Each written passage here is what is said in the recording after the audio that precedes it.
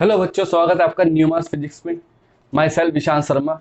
तो आज हम पढ़ने वाले हैं चैप्टर नंबर 4 का लेक्चर नंबर 7, जिसका नाम है motion in a magnetic field, motion of A charge in a magnetic field.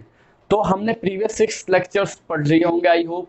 जिसने नहीं पढ़े हैं वो टाइप करे यूट्यूब पे www.newmasphysics.com। तो वहां पे तुम लोग सारी वीडियोस देख सकते हो फ्री ऑफ कॉस्ट। मेरा एम यही है कि तुम लोगों तक अच्छी से अच्छी नॉलेज पहुंचाना। ठीक है। तो यहाँ पे हम बात कर रहे हैं चैप्टर नंबर 4 का, लेक्चर नंबर 7 है, जिसका नाम है motion of A charge in magnetic field. उसके बाद हम न्यूमेरिकल्स के बारे में बात करेंगे कि न्यूमेरिकल्स कैसे करने। तो बच्चों, हमने पहले देखा था कि जब कोई चार्ज किसी मैग्नेटिक फील्ड में रखा रहता है, स्टेशनरी रहता है, तो उस पर कोई फोर्स नहीं लगता। लेकिन जैसे ही चार्ज मैग्नेटिक फील्ड में मूव करता है, जैसे ही चार्ज मैग्नेटिक फील्ड में मूव करता है तो उस पर एक फोर्स लगता है। उस फोर्स को हम मैग्नेटिक फोर्स बोलते हैं, है ना। तो मैग्नेटिक फोर्स कितना होता था? F is equal to Q V B sine theta. Q क्या होता था? Charge, V velocity, B magnetic field intensity, और साइन थीटा क्या होता था? Angle between velocity and intensity of magnetic field. ये सब चीजें हमने देखी थी। अब हमें पता है कि जब चार्ज पार्टिकल मैग्नेटिक फील्ड में मूव करता है तो दो तरीके हैं मूव करने के। तो parallel to magnetic field move करे, ठीक है। जब parallel to magnetic field move करेगा तो 80 एंगल कितना बनाएगा? 180 डिग्री, तब भी जीरो रहेगा मैग्नेटिक फोर्स। लेकिन पैरेलल ना होके अगर वो किसी दूसरा एंगल पर मूव करे, चाहे वो क्या हो, परपेंडिकुलर, और चाहे वो कैसा हो, किसी एट एन एंगल थीटा, तो वहां पे कैसा मोशन होगा वो सब हम देखने वाले हैं। हमें ये तो पता है कि किसी चार्ज पार्टिकल में जब फोर्स लगता है तो उसे मैग्नेटिक फोर्स बोलते हैं, वो होता है क्यू भी साइन थीटा। वो तो उसका मैग्नीट्यूड है। और अगर हमें डायरेक्शन पता लगाना है तो डायरेक्शन पता लगाने के लिए हमारे पास फ्लेमिंग्स लेफ्ट हैंड रूल है। फ्लेमिंग्स लेफ्ट हैंड रूल के बारे में बता दूं एक बार और। ऐसे फिंगर्स को रखना, अपने लेफ्ट हैंड के फिंगर्स को इस तरह से अरेंज करना है कि थंब किसे डिनोट करता है? फोर्स, फादर होता है ये, और ये मदर मैग्नेटिक फील्ड, और ये चाइल्ड। मिडिल फिंगर किसको? करंट को। और ये फोर फिंगर किसे करती है? मैग्नेटिक फील्ड को। और ये फोर्स को। ये किसे करता है? मैग्नेटिक फोर्स को, या motion of A charge particle को। नहीं, मोशन ऑफ चार्ज पार्टिकल को करता है। चलो, कोई दिक्कत नहीं है। अब या फिर हम राइट हैंड पाम रूल से भी कर सकते हैं। राइट हैंड पाम रूल का मतलब थंब करंट को और ये सारी उंगलियां मैग्नेटिक फील्ड को। तो पाम जिधर को मूव करेगी, पाम किधर को मूव करेगी, पाम कैसे मूव करेगी? जैसे मान लो मैग्नेटिक फील्ड ऐसे और फोर्स ऐसे, है ना, तो पाम ऊपर की तरफ को मूव करेगी, जहां की तरफ को पाम का सरफेस होगा, तो वो क्या होगा? मैग्नेटिक फोर्स की डायरेक्शन। इतनी बातें समझ में आई? तो स्टार्ट करते हैं। बने रहना मेरे साथ, हो सके तो नोट्स बना लेना। अच्छे नोट्स बनाना, अच्छे नोट्स से साथ साथ बनाओगे तो अच्छा समझ में आएगा। न्यूमेरिकल जितने कराओ सब करते रहना, कोई दिक्कत वाली बात है नहीं।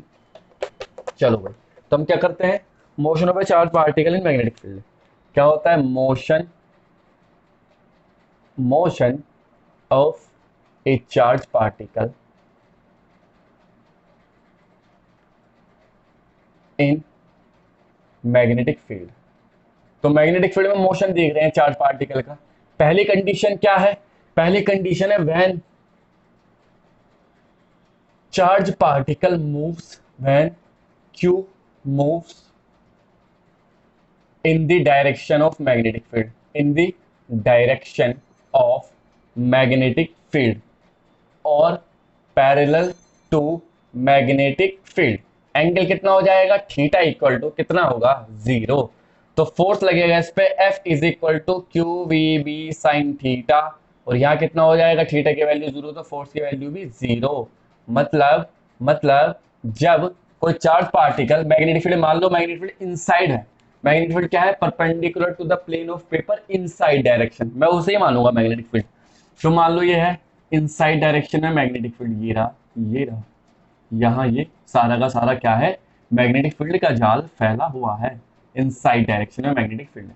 अच्छा, अब चलो ऐसे नहीं मानते, मतलब दिक्कत हो जाएगी क्योंकि कंडीशन हमें दूसरी ली है ना। तो मैग्नेटिक फील्ड क्या मान लेते हैं? ये मैग्नेटिक फील्ड की लाइन यहाँ से यहाँ, ये मैग्नेटिक फील्ड है भाई। Intensity of magnetic field, direction ये है इसकी, है ना, ये चल रही। और इंटेंसिटी है बी मैग्नेटिक फील्ड की। अब हमने क्या काम किया? चार्ज पार्टिकल क्यू को यहाँ पे रख के वेलोसिटी ऐसे दे दी इसके पैरेलल। तो जब पैरेलल वेलोसिटी दे दी तो फोर्स कितना लगेगा? मैग्नेटिक फोर्स होगा जीरो। और जब जीरो मैग्नेटिक फोर्स होगा तो चार्ज पार्टिकल पे कोई फोर्स नहीं लगेगा, मतलब चार्ज पार्टिकल जैसे गया वैसे ही वापस बाहर निकलेगा। मतलब अगर स्ट्रेट लाइन में चल रहा है तो स्ट्रेट लाइन में निकलेगा बाहर, मतलब इस तरह से यहाँ से जाकर के यहीं से ही इजेक्ट हो जाएगा वी वेलोसिटी से। तो मतलब कैसा पाथ होगा? Path of charge particle, path of charge particle, charge particle कैसा पाथ होगा बच्चों? कैसा होगा? Straight line, straight line. चलो ये बात तो हो गई, हमारी समझ में आ गई अच्छे से, ठीक है। अब सेकंड केस बनता है when charge Q moves in the direction perpendicular to the magnetic field. जब चार्ज मैग्नेटिक फील्ड की परपेंडिकुलर डायरेक्शन मूव करता है तब क्या होगा? जब चार्ज मैग्नेटिक फील्ड की परपेंडिकुलर डायरेक्शन में मूव करेगा तब क्या करेंगे? तब देखते हैं क्या कंडीशन बनती है, ठीक है। तो कंडीशन कुछ ऐसी बनेगी, यहाँ पे मिटा देता हूँ उसे, स्ट्रेट लाइन होगा, ध्यान रखना पहले केस में। और दूसरा केस क्या है? When charge particle moves, when, या ऐसे लिखेंगे व्हेन, केस नंबर 2 क्या है? When velocity of charge particle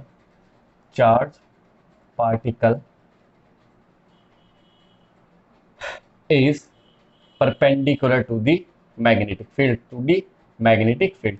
जब चार्ज पार्टिकल की वेलोसिटी मैग्नेटिक फील्ड के परपेंडिकुलर हो तब क्या होगा भाई? चलो भाई पहले बना लो मैग्नेटिक फील्ड। तो मैग्नेटिक फील्ड ये है, मैग्नेटिक फील्ड की डायरेक्शन क्या है? इनसाइड, है ना, perpendicular to the plane of paper, inside direction. याद रखना ये क्रॉस का साइन क्या होता है? खतरे का निशान है। खतरा मतलब जहां ये दिख जाए वहां मैग्नेटिक फील्ड इनसाइड, और जहां आता हुआ दिख जाए पॉइंट दिखे जहां वहां मैग्नेटिक फील्ड आउटसाइड। एरो की तरह ट्रीट क्या करो इसे, जैसे किसी एरो को देख रहे हो, तो जब वो जाता हुआ दिखाई देगा तो उसकी टेल ऐसे दिखाई देगी, और जब वो आता हुआ दिखाई देगा तो उसका हेड पॉइंट की तरह दिखाई देगा। तो यहाँ पे ये मैग्नेटिक फील्ड है, ठीक है, ये रहा मैग्नेटिक फील्ड। अब हमने चार्ज पार्टिकल को, ये रहा प्लस को चार्ज पार्टिकल, इसे हमने वेलोसिटी v दे दी यहाँ पे।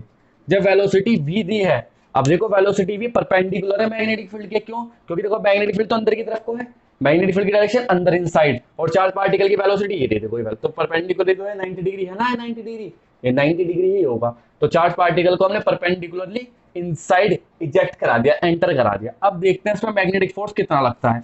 तो मैग्नेटिक फोर्स की अगर मैं बात करूं तो फोर्स होगा F is equal to Q V B sine 90, Q V B sine 90। तो या क्यू वी बी मतलब कुछ ना कुछ मैग्नेटिक फोर्स लगेगा जरूर, जिसका मैग्नीट्यूड क्या होगा? क्यू वी बी, जिसका मैग्नीट्यूड क्या होगा? क्यू वी बी, इतना मैग्नेटिक फोर्स लगेगा। तो भैया फोर्स लगेगा किस डायरेक्शन में ये देखना है, फोर्स लगेगा किस डायरेक्शन में ये देखना मेन काम है हमारा। तो मैंने बताया था तुम्हें फोर्स किस डायरेक्शन में लगाना, कैसे पता लगाएंगे कि फोर्स किस डायरेक्शन में लगेगा? फ्लेमिंग्स लेफ्ट हैंड, ध्यान रखना left hand, Fleming's left hand rule से। फ्लेमिंग्स लेफ्ट हैंड रूल से देखो भाई मैग्नेट, अच्छा ये क्या है? फोर्स, ये मैग्नेटिक फील्ड, ये करंट।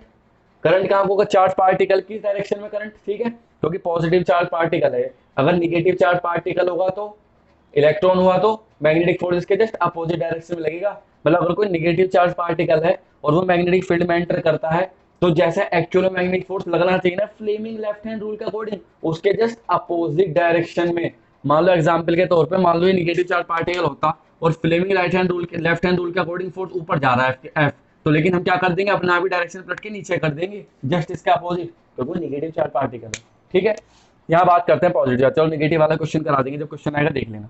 फिलहाल ये पॉजिटिव चार्ज पार्टिकल है, क्यू चार्ज है इस पे चार्ज कितना है? क्यू चार्ज है। एंटर किया तो बताओ भाई फोर्स कितना लगेगा? देखो मैग्नेटिक फील्ड अंदर, तो मैग्नेटिक फील्ड अंदर, चार्ज पार्टिकल की वेलोसिटी इधर की तरफ को, चार्ज पार्टिकल आगे को मूव कर रहा है, वेलोसिटी है, तो मैग्नेटिक फोर्स कहाँ को? ऊपर को। तो मैग्नेटिक फोर्स कैसा है भाई? Upward direction, vertically upward. जब ऐसे मैग्नेटिक फोर्स लगेगा ऊपर की डायरेक्शन में तो क्या देखो, चार्ज पार्टिकल तो आगे मूव हो रहा, मान लो चार्ज पार्टिकल है ये आगे मूव हो रहा, इस पे मैंने मैग्नेटिक फोर्स ऊपर को लगा दिया, तो ऊपर को ऐसे थोड़ी चला जाएगा स्ट्रेट लाइन में? बताओ, मतलब जैसे चार्ज पार्टिकल देखो, अगर ये चार्ज पार्टिकल रुका हुआ है तब मैं इस पे मैग्नेटिक फोर्स ऊपर की तरफ को लगा दूं, जो कि पॉसिबल नहीं है। रेस्ट पे जब चार्ज पार्टिकल हो तो मैग्नेटिक फोर्स उस पर जीरो लगता है, तो सब जानते हैं। फिर भी एक एग्जाम्पल के तौर पर तुम्हारी बात बड़ी करने के लिए मैंने मान लिया कि चार्ज पार्टिकल रखा है, इसमें मैग्नेटिक फोर्स लग रहा है ऊपर की डायरेक्शन में, तो कैसे जाएगा चार्ज पार्टिकल? ऐसे स्ट्रेट लाइन है ना, स्ट्रेट लाइन को क्या करेगा? ये स्ट्रेट लाइन रिप्रेजेंट करेगा। अब जैसे ही चार्ज पार्टिकल मोशन में है, वेलोसिटी काफी अच्छी है इसके बाद, मोशन में है, अब इस पे फोर्स लग रहा है मैग्नेटिक फोर्स ऊपर की डायरेक्शन में। जब चार्ज पार्टिकल मोशन में, मैग्नेटिक फोर्स ऊपर की डायरेक्शन में लग रहा है, तो क्या होगा? क्या ऐसे ऊपर चला जाएगा? नहीं, कैसे जाएगा? ऐसे ऊपर जाएगा, ऐसे ऐसे ऊपर जाएगा, है ना, मतलब ऐसे ऐसे तो ऊपर जाएगा, आगे चल रहा, ऊपर फोर्स लगा तो ऐसे जाएगा ऊपर को, है ना। तो चार्ज पार्टिकल ऐसे डिफ्लेक्ट होगा, इस तरह से डेविएट होगा। तो कैसे डेविएट होगा बच्चों? आएगा आगे, आया कोई दिक्कत नहीं, आ जाओ भाई आ जाओ, आगे बैठे हैं पापा जी तुम्हारे, ये आया और ऐसे ये लगा भाई इस पे फोर्स, ये लगाया पॉजिटिव चार्ज फोर्स लगा इस पे, यहाँ इस डायरेक्शन में फोर्स लगा। चलो कोई नहीं। अब अब वेलोसिटी क्या है इसकी, अब वेलोसिटी इस डायरेक्शन में अपवर्ड हो गई भी, है ना। फिर से फोर्स देखना है, फोर्स किस डायरेक्शन में लगेगा, पॉइंट ए था, ये पॉइंट बी पे, यहाँ इस पोजीशन में फोर्स किस डायरेक्शन में लगेगा ये देखना है। तो फिर से वो लेफ्ट हैंड है ना, मैग्नेटिक फील्ड अंदर, वेलोसिटी ऊपर, मैग्नेटिक फील्ड अंदर, वेलोसिटी ऊपर, इस तरह से टेढ़ी। तो फोर्स कहाँ की तरफ को लगेगा, इधर की तरफ को। फोर्स किस डायरेक्शन में लगेगा, इस डायरेक्शन में। वेलोसिटी ऊपर की तरफ को है, फोर्स लगेगा इस डायरेक्शन में, तो कैसे डिफ्लेक्ट होगा, ऐसे, है ना, ऐसे डिफ्लेक्ट, क्योंकि वेलोसिटी ऊपर को है, फोर्स लग रहा है इस डायरेक्शन में, तो कैसे डिफ्लेक्ट होकर जाएगा, ऐसे डिफ्लेक्ट होगा, है ना। तो कैसे डिफ्लेक्ट हो जाएगा बच्चों, ये कुछ ऐसे आगे को बढ़ के थोड़ा सा और ऐसे घूमेगा, और यहाँ आया थोड़ी देर बाद, मान लो पोजीशंस ले रहे हैं हम इसकी, है ना। अब क्या होगा, अब इसकी वेलोसिटी किस डायरेक्शन में है, इस डायरेक्शन में है वेलोसिटी v, और मैग्नेटिक फील्ड तो अंदर की तरफ कोई है ना, मैग्नेटिक फील्ड तो कांस्टेंट इंटेंसिटी का, वो चीज तो हो नहीं रहा। अब क्या होगा, अब फोर्स देख लो किस डायरेक्शन में लगेगा, तो फोर्स वही लेफ्ट हैंड ऐसे रखा, मैग्नेटिक फील्ड अंदर, और क्या, और वेलोसिटी इधर की तरफ को, तो वेलोसिटी इधर को कर दिया, देखो ये गया। अब वेलोसिटी जब इधर को कर दे तो मैग्नेटिक फोर्स नीचे, मैग्नेटिक फोर्स किस डायरेक्शन में, नीचे, पार्टिकल ऐसे चल रहा, मैग्नेटिक फोर्स नीचे, तो कैसे जाएगा घूम के, ऐसे घूमेगा। जब वेलोसिटी इस डायरेक्शन में है पार्टिकल की, मैग्नेटिक फोर्स से नीचे की तरफ को खींच रहा है, तो कैसे जाएगा, ऐसे घूमेगा। तो मतलब कुछ इस तरह से, ये इसकी पोजीशन आई यहाँ पे, है ना, ये आया प्लस, थोड़ी देर बाद यहाँ सब मैग्नेटिक फील्ड है भैया, ये सब मैग्नेटिक फील्ड एक्सपेंड कर दो यहाँ पे, सब पे सब मैग्नेटिक फील्ड है, मैग्नेटिक फील्ड बाहर जाने का सवाल ही नहीं है, ठीक है, यहाँ पे हुआ। अब फोर्स कैसे लगेगा, फिर से फोर्स इसी डायरेक्शन में निकालेंगे, तो फोर्स फिर से उसी तरह नीचे तक को लगेगा। तो कुल मिला के कैसा पाथ कवर किया, चार्ज पार्टिकल ने कैसा पाथ ट्रेस किया भाई, सर्कुलर पाथ, सर्किल है ना, ये सबको दिखाई दे रहा होगा, कैसा पाथ ट्रेस किया चार्ज पार्टिकल ने, सर्कुलर पाथ। तो इससे हमें क्या पता चलता है, इसका सेंटर ये O है, इससे हमें क्या पता चलता है, इससे हमें ये पता चलता है कि जब कोई charge particle perpendicularly magnetic field के अंदर एंटर करे, जब कोई चार्ज पार्टिकल वेलोसिटी v से परपेंडिकुलरली मैग्नेटिक फील्ड के अंदर एंटर करे, या 90 डिग्री का एंगल बना रहा हो मैग्नेटिक फील्ड से, तो उसका जो पाथ होता है वो कैसा होता है, सर्कुलर पाथ होता है। अब हमारे पास क्वेश्चन ये रटना है, क्वेश्चन सर्कुलर पाथ होगा, याद रखना है मतलब ये।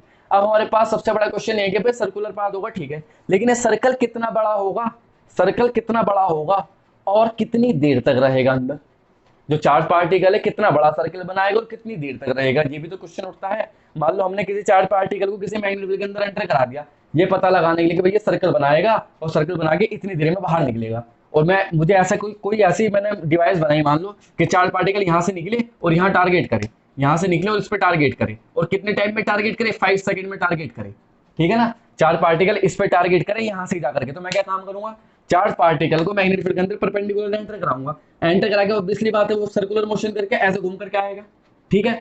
अब हमारे पास क्वेश्चन है कि कितनी देर में आएगा बाहर, ऐसे तो नहीं कर सकते ना कि बस रख दिया, बस हमें तो पता है सर्कुलर मोशन करेगा चार्ज पार्टिकल, एंटर करा दो, पता चला वो चार्ज पार्टिकल आ रहा बहुत देर बाद, या एकदम से आ गया जबकि हम प्रिपेयर भी नहीं थे। तो हमें टाइम का पता होना चाहिए कि कितनी देर तक वो अंदर रहा, पहली बात। दूसरी बात, कितना बड़ा सर्किल बनाया उसने, ठीक है, पता चला हमने मैग्नेटिक फील्ड लगाया, छोटा सा सर्किल बनेगा, बहुत बड़ा तो वो आधे सर्किल पार करके, या सर्किल बनाया नहीं, थोड़ा सा डिफ्लेक्ट और वो मैग्नेटिक फील्ड से बाहर, मान लो ऐसे हुआ, मान लो ऐसा हुआ, ये मैग्नेटिक फील्ड हमने इतना सा बना दिया, हमें तो ये पता है कि सर्कुलर मोशन करेगा, चार पार्टिकल एंटर गया, ऐसे डिफ्लेक्ट होकर यहाँ से निकल गया, वापस आया नहीं घूम के। तो जब तक हमें ये ना पता चले कि कितनी बड़ी रेडियस का सर्किल बनाएगा चार्ज पार्टिकल और कितनी देर तक रहेगा, तब तक हमारे लिए यूजलेस है इसका पाथ। तो अब हमें यही देखने वाले हैं कि भाई radius of A charge particle, radius of a circle, और दूसरी चीज क्या देखेंगे, रेडियस ऑफ क्या, तो चार्ज पार्टिकल कैसे, तो हमें कैसे पता चलेगा, हमें जब तक ये ना पता चले कि चार्ज पार्टिकल कितनी अंदर रहा, कितनी देर तक अंदर रहा और कितना बड़ा सर्किल बना, तब तक तो हमारे लिए यूजलेस है चीजें। तो हम वही फाइंड करने वाले radius of the circle and time spend by the charge particle with in the magnetic field, ठीक है बच्चों। तो स्टार्ट करते हैं क्या, केस 2 में स्टार्ट करते हैं क्या, ये तो बड़ा ज्यादा बड़ा बन गया था, है ना। तो ये सर्किल बनाया है, इस सर्किल की रेडियस क्या मान ली हमने, मान ली रेडियस कितनी है भैया r, और टाइम कितना लगा इस अंदर रहने में t, तो यही सब निकालने वाले हैं। तो अब एक बात बताओ जरा, फोर्स की डायरेक्शन क्या है, मान लो चार्ज पार्टिकल यहाँ पे था ये, तो फोर्स की डायरेक्शन ऊपर की तरफ को ऐसे, ये कौन सा फोर्स है, ये कौन सा फोर्स है, कौन है भाई, ये कौन है, ये कौन सा फोर्स है जो इसे अपनी तरफ खींचने की कोशिश कर रहा है, कौन है ये जिसने पलट के इसे नहीं देखा, ऐसा होता ना डायलॉग, कभी खुशी कभी गम का, करीना कपूर कहती है कौन है वो जिसने पलट के पू को नहीं देखा, वही है ये सेंटर कह रहा है कि कौन है जिसने पलट के मुझे नहीं देखा। चलो खैर, तो चार्ज पार्टिकल ऊपर के, ये फोर्स ऊपर की तरफ को लग रहा है इस पे। ये कौन सा फोर्स है? देखो सेंट्रीपिटल फोर्स है ना, सेंट्रीपिटल फोर्स। अरे सेंटर की तरफ को लगने वाला फोर्स को क्या बोलते हैं? Centripetal force. सर्कुलर मोशन में पढ़ा होगा 11th क्लास में। जो फोर्स सेंटर की तरफ को लगता है उसे क्या बोलते हैं? सेंट्रीपिटल फोर्स बोलते हैं। अच्छा, अब ये सेंट्रीपिटल फोर्स प्रोवाइड कौन करा रहा है? क्योंकि सेंट्रीपिटल अपने आप में कोई फोर्स थोड़ी ना है, वो तो किन्हीं चीजों से मिलकर बनता है। जरा सन को कौन प्रोवाइड, अर्थ को कौन प्रोवाइड करा रहा है? सन, सेंट्रीपिटल फोर्स। जबकि वो है क्या एक्चुअल में, है क्या वो? Gravitational force. ठीक है ना, दो प्लैनेट के बीच लगने वाला फोर्स ग्रेविटेशनल फोर्स, एक्चुअल में बन क्या जाता है? Centripetal force. सही है ना बात? जब साइकिल को मोड़ते हैं तो फ्रिक्शन फोर्स क्या प्रोवाइड कराता है? Centripetal force. सिंपल सी बात है। तो यहाँ पे सेंट्रीपिटल फोर्स कौन प्रोवाइड करा रहा है? Magnetic force. तो क्या लिखेंगे? हे यार, फोर, क्योंकि मैग्नेटिक फोर्स जब सेंट्रीपिटल फोर्स की इक्वल होगा तभी तो सक्सेसफुली सर्कुलर मोशन कर पाएगा। मान लो मैग्नेटिक फोर्स बड़ा है और सेंट्रीपिटल फोर्स कहां को लगेगा? सेंट्रीफ्यूगल फोर्स कहां को लगेगा? नीचे की तरफ। देखो सेंट्रीफ्यूगल और सेंट्रीपिटल दो टाइप के फोर्स होते हैं। सेंट्रीफ्यूगल जो सेंटर से दूसरे तक को लगता है, जिसे क्या इल्यूसिव फोर्स बोलते हैं, स्यूडो फोर्स बोलते हैं। और सेंट्रीपिटल जो सेंटर की तरफ को लगता है। यहाँ सेंट्रीपिटल फोर्स कौन प्रोवाइड करा रहा है? Magnetic force. और सेंट्रीफ्यूगल फोर्स कौन बन जाएगा? सेंट्रीपिटल फोर्स, वही पीछे की तरफ को लगने के लिए। ठीक है, तो लिखेंगे here force successfully circular motion क्या होना चाहिए? सेंट्रीपिटल फोर्स किसके इक्वल होना चाहिए? मैग्नेटिक फोर्स ऐसा कुछ होना चाहिए भैया। तो देखो सेंट्रीपिटल फोर्स कितना होता है? mv² equal to magnetic force कितना होता है? QVB sine theta. थीटा की वैल्यू कितनी है बता दो जरा फटाफट आंख मीच के। 90 डिग्री सब जानते हैं क्योंकि परपेंडिकुलरली एंटर किया इसने। तो हो जाएगा mv² equal to QVB sign 90 की वैल्यू 1। v से भी कैंसिल कर दो यहाँ, तो क्या बचेगा हमारे पास? mv/r equal to Q into B. क्या मैं यहाँ से वैल्यू निकालू r की, तो r इक्वल टू क्या हो जाएगा? mv/QB। तो इतनी बड़ी रेडियस का सर्किल बनेगा। जब कोई चार्ज पार्टिकल किसी मैग्नेटिक फील्ड के अंदर एंटर करेगा तो कितनी बड़ी सर्किल का रेडियस बनाएगा? इतनी बड़ी सर्किल का रेडियस। मतलब अगर मैं पता लगाना हो सर्किल की रेडियस कितनी है, तो मास का पता होना चाहिए उस चार्ज पार्टिकल के, और चार्ज पार्टिकल को कितनी वेलोसिटी दी गई वो पता होना चाहिए, उस चार्ज पार्टिकल के ऊपर कितना चार्ज है वो पता होना चाहिए, और क्या पता होना चाहिए? इंटेंसिटी ऑफ मैग्नेटिक फील्ड के बारे में पता होना चाहिए।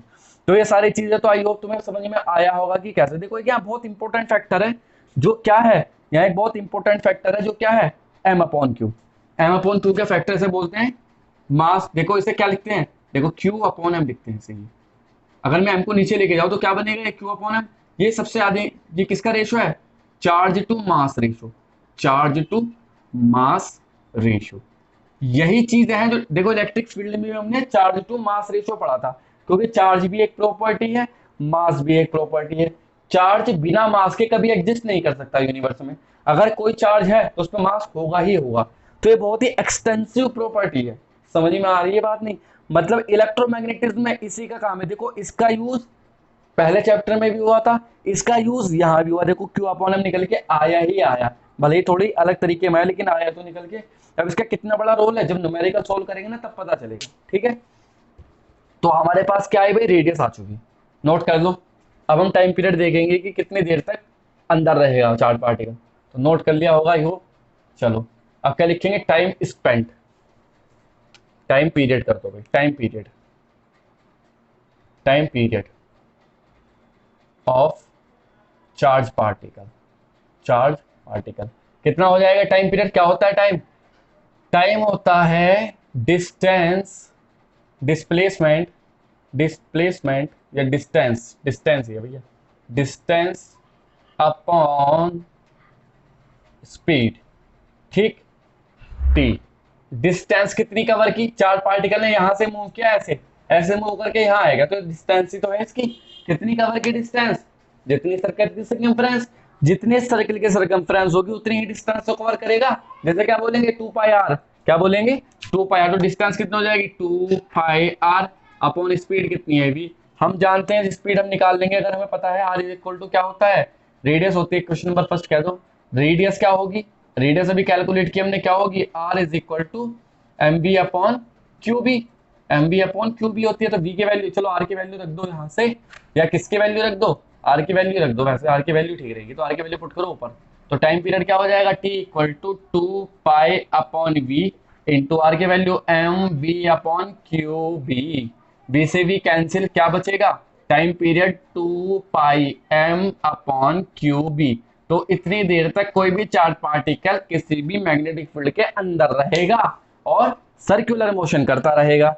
तो ये बात पता चली तुम्हें टाइम पीरियड कैसे कैलकुलेट करना है किसी भी चार्ज पार्टिकल का। ठीक है, अब एक चीज और आती है, देखो जब कोई चार्ज पार्टिकल ऐसे तो मूव कर रहा है एंगुलर, तो इसमें एक चीज और ऐड होती है, क्या, एंगुलर फ्रीक्वेंसी। इसकी कौन सी फ्रीक्वेंसी, एंगुलर फ्रीक्वेंसी। अब एंगुलर फ्रीक्वेंसी कैलकुलेट करेंगे अगर हम, एंगुलर फ्रीक्वेंसी, एंगुलर फ्रीक्वेंसी, तो एंगुलर फ्रीक्वेंसी कैलकुलेट करें तो कैसा हो जाएगी, एंगुलर फ्रीक्वेंसी क्या होती है, omega is equal to 2 pi upon T. पढ़ा है सबने फॉर्मूला है, एंगुलर फ्रीक्वेंसी का फॉर्मूला होता है omega equal to 2 pi upon T. तो यहाँ पे पुट करो वैल्यू भाई, जब पुट करेंगे तो ओमेगा इक्वल टू क्या हो जाएगा, 2 पाई, और टी की वैल्यू क्या है, टी की वैल्यू है 2 pi m upon Q B. 2 पाई से 2 पाई, क्यू बी जाएगा सबसे ऊपर, तो ओमेगा मिलेगा हमें क्यू बी अपॉन एम। तो ये क्या आई भैया, एंगुलर फ्रीक्वेंसी। इसकी एंगुलर वेलोसिटी कह दो या एंगुलर फ्रीक्वेंसी कह दो, वैसे एंगुलर वेलोसिटी भी ठीक है, हाँ वही बात है, क्योंकि 2 पाई एंगल तो मूव करेगा ये पूरा का पूरा। एक सर्किल में कितना एंगल होता है, 2 पाई एंगल होता है ना। तो यहां से हमने मूव कर देंगे। चलो खैर, यहां तक हमें बात पता चली। अब कुछ ऐसा होता है, कुछ क्या होता है, कुछ ऐसा होता है, तो ये omega equal to Q B upon M, ये एंगुलर वेलोसिटी हमें मिल गई। ठीक है, अभी एंगुलर वेलोसिटी मिल गई, तो अब देखो कुछ स्पेशल केस हैं। स्पेशल केस क्या है, कि मान लो जरा हमारे पास रेडियस है, देखो यहाँ देखो, ये तो तुमने कर लिया नोट। अब रेडियस है, जैसे देखो रेडियस क्या है, रेडियस हमारे पास आई है सर्कुलर में, सर्किल की, आर इज इक्वल टू क्या, M B upon Q B, ये रेडियस आई है। अब मान लो हमें रेडियस का रेशियो पूछा, दो पार्टिकल दे दिए भाई, दो पार्टिकल दे दिए, या एक ही पार्टिकल है, चलो हमसे रेडियस का रेशियो पूछा है। अब उसमें हमें मोमेंटम दिया है कि किसी पार्टिकल मोमेंटम इतना है, अब रेडियस बताओ, या किसी पार्टिकल की काइनेटिक एनर्जी इतनी है, अब रेडियस बताओ, या किसी पार्टिकल का क्या है, पोटेंशियल डिफरेंस इतना क्रिएट कर दिया हमने किसी पार्टिकल पर, वो मैग्नेटिक फील्ड के अंदर परपेंडिकुलरली एंटर करता है, तो उसके सर्किल का रेडियस बताओ। ऐसे क्वेश्चन आते हैं, क्वेश्चन डायरेक्ट नहीं आता, डायरेक्ट क्वेश्चन आ गया तो बोर्ड में अच्छी बात है, वरना क्वेश्चन में क्या होता है, क्वेश्चन में थोड़ा झोल हो जाता है। वो क्या कहता है कि भाई भाई कोई चार्ज पार्टिकल है मैग्नेटिक फील्ड के अंदर परपेंडिकुलरली मूव कर रहा, और उसका एंगुलर मोमेंटम कांस्टेंट है, या उसका एंगुलर मोमेंटम गिवन है, तो कैसे रेडियस कैलकुलेट करेंगे, क्योंकि एंगुलर मोमेंट वो एंगुलर मोमेंटम नहीं, केवल लीनियर मोमेंटम। तो कैसे कैलकुलेट करेंगे, क्योंकि मोमेंटम का तो यहाँ जिक्र ही नहीं आया। तो अब हम फॉर्मूले देखेंगे काइनेटिक एनर्जी की टर्म में रेडियस का, मोमेंटम के टर्म में, और किसकी टर्म में, पोटेंशियल की टर्म में। तो लिखेंगे radius, radius in terms of, in terms of momentum. Momentum के टर्म में देखो भाई, मोमेंटम क्या होता है, मोमेंटम होता है P is equal to M into V. तो ऊपर मोमेंटम ही तो रखा है, तो रेडियस हो जाएगी R is equal to P upon Q B. ठीक, मोमेंटम के टर्म में अगर पूछा जाए तो लिखा डायरेक्ट। अब और दूसरी बात, radius, radius in terms of, in terms of kinetic energy. Kinetic energy की टर्म में देख लो भाई, काइनेटिक एनर्जी क्या होती है, K is equal to P square upon 2m। ये फॉर्मूला होता है काइनेटिक एनर्जी का मोमेंटम की टर्म में। ठीक है, तो क्या हो जाएगा, पी, देखो क्या हो जाएगा, पी की वैल्यू बताओ, पी की वैल्यू हो जाएगी √2km। तो पी की वैल्यू पुट कर सकते हो ऊपर, तो आर हो जाएगा हमारे पास √2km अपॉन 2m। काट दो चाहे, वरना कोई दिक्कत वाली बात ही नहीं है। तो ये क्या मिला हमारे पास, के क्या है, के है क्या, काइनेटिक एनर्जी। ठीक, और नंबर थर्ड किसकी टर्म में निकलेंगे, radius, radius in terms of, in terms of किसके टर्म में, in terms of potential difference, potential difference. अच्छा एक बात बताओ, जो वर्क डन होता है, पोटेंशियल जो वर्क डन होता है वो एनर्जी में कन्वर्ट होता है, सिंपल सी बात है। जो वर्क डन होता है वो किसके टर्म में कन्वर्ट हो जाता है, एनर्जी की फॉर्म में कन्वर्ट हो जाता है। तो यहाँ एनर्जी कौन सी है, काइनेटिक एनर्जी। यहाँ एनर्जी कौन सी है, चार्ज पार्टिकल के पास काइनेटिक एनर्जी। अब वो काइनेटिक एनर्जी मिली कहां से, जब चार्ज पार्टिकल को हमने पोटेंशियल डिफरेंस दिया होगा, और पोटेंशियल डिफरेंस देते ही तो वो चार्ज पार्टिकल कैसे मूव करता है, चार्ज पार्टिकल कैसे मूव करके तुम पकड़ के छोड़ दोगे क्या ऐसे उसे, नहीं ना, उसे तुम्हें कुछ एनर्जी देनी पड़ेगी। कहां से दोगे एनर्जी, इलेक्ट्रिकल एनर्जी दोगे, वो कौन सी होगी, पोटेंशियल डिफरेंस के कारण दी जाती है इलेक्ट्रिकल एनर्जी। पोटेंशियल डिफरेंस क्या होता है, potential difference work done to taking a charge from infinity to any point, work done to taking a charge from infinity to any point is called potential difference। केवल potential, और work done to taking a charge from one point to another point is called potential difference. अब हम charge को कहां से ला रहे हैं, battery में इन्फिनिटी से लाते हैं, चार्ज को बैटरी में इन्फिनिटी से लाते हैं, तो भाई क्या हो जाएगा, वर्क डन क्या होगा, वर्क डन क्या होता है, पोटेंशियल क्या होता है, पोटेंशियल होता है work done per unit test charge. तो वर्क डन कितना हो जाएगा यहाँ, Q इंटू वी। अब ये वर्क डन कौन सा है, एनर्जी, एनर्जी है कौन सी इसके पास, काइनेटिक, तो kinetic energy K equal to Q V लिख सकते हैं, नहीं इसे K equal to Q V लिख सकते हैं, वेयर वी क्या है, वी क्या चीज है, potential difference, potential difference, V क्या चीज हुआ, पोटेंशियल डिफरेंस, ठीक है। तो भाई इसके टर्म में वो लिख दो रेडियस, इसके टर्म में लिखेंगे जब रेडियस तो क्या हो जाएगी, देखो तो R इक्वल टू हमें मिलेगा रेडियस, इसके टर्म में लिखेंगे जब, यही लिख दो चलो, R इक्वल टू क्या हो जाएगी इसके टर्म में, क्या हो जाएगी, देखो जरा, K equal to Q V, तो अंडर रूट 2 K की वैल्यू Q V M upon 2 M, cut भी जाएगा, 2 से 2 कट जाएगा, एम से एम कट जाएगा, कोई दिक्कत नहीं है, बाकी तुमने फॉर्मूले बना लिए। तो ये 3 फॉर्मूले और हेल्पफुल थे हमारे न्यूमेरिकल सॉल्व करने के लिए, कि कैसे न्यूमेरिकल हम सॉल्व कर पाएंगे, काइनेटिक एनर्जी गिवन हो चार्ज पार्टिकल में, या मोमेंटम गिवन हो, या पोटेंशियल डिफरेंस गिवन हो। अब इस पे बेस न्यूमेरिकल करते हैं। क्वेश्चन कैसे आता है, 2 चार्ज पार्टिकल छोड़ देगा मैग्नेटिक फील्ड में, कोई भी 2 चार्ज पार्टिकल मैग्नेटिक फील्ड में एंटर करा देगा, परपेंडिकुलरली करा दिया, किस एंगल पे करा दे, अब वो पूछेगा दोनों चार्ज पार्टिकल के रेडियस का रेशो बताओ, क्या पूछेगा, दोनों चार्ज पार्टिकल के रेडियस का रेशो बताओ। तो रेडियस किन किन चीजों पे डिपेंड करते हैं हमने देखा, R equal to mv upon Q V, किन किन चीजों पे डिपेंड कर रही है रेडियस, चलो पहले लिख लेते हैं, है ना, क्या लिखते हैं, अब क्या लिखते हैं, रेडियस क्या होती है, R equal to mv upon Q V, तो किन किन चीजों पे डिपेंड कर रही है, कंक्लूजन निकालते हैं, कंक्लूजन्स निकालते हैं, क्या निकलेगा, number first, R is directly proportional to M।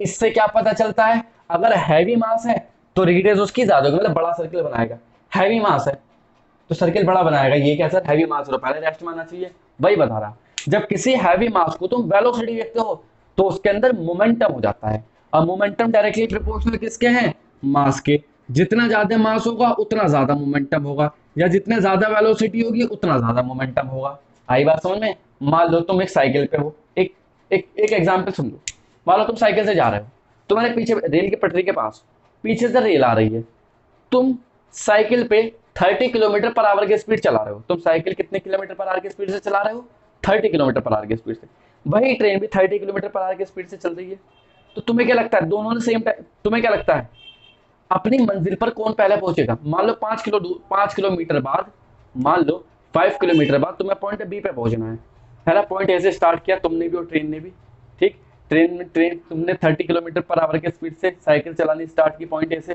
Train ने भी 30 किलोमीटर पर आवर की स्पीड से चलना स्टार्ट किया, पॉइंट बी 20 किलोमीटर दूर है, मान लो पॉइंट बी जहां पे तुम्हें पहुंचना है 20 किलोमीटर दूर है, तुम दोनों सेम स्पीड से चल रहे हो, तुम्हें क्या लगता है कौन पहले पहुंचेगा, तुम्हें क्या लगता है दोनों साथ पहुंचोगे अगर वेलोसिटी सेम है, बिल्कुल भी नहीं होगा ऐसा, क्यों, क्योंकि ट्रेन के पास मास ज्यादा है, जब ट्रेन के पास मास ज्यादा है तो उसका मोमेंटम ज्यादा हो जाएगा, क्योंकि वेलोसिटी तुमने कांस्टेंट कर दी, और जब वेलोसिटी कांस्टेंट कर दी ना तो मोमेंटम ज्यादा हो जाएगा, और मोमेंटम ज्यादा हो जाएगा तो उसके अंदर मोशन, उसके अंदर जो मूवमेंट है वो ज्यादा होगा, तो ट्रेन तुमसे आगे निकल जाएगी, भले वो 30 किलोमीटर पर आवर की स्पीड से चल रही है और तुमसे पहले मंजिल पे पहुंच जाएगी।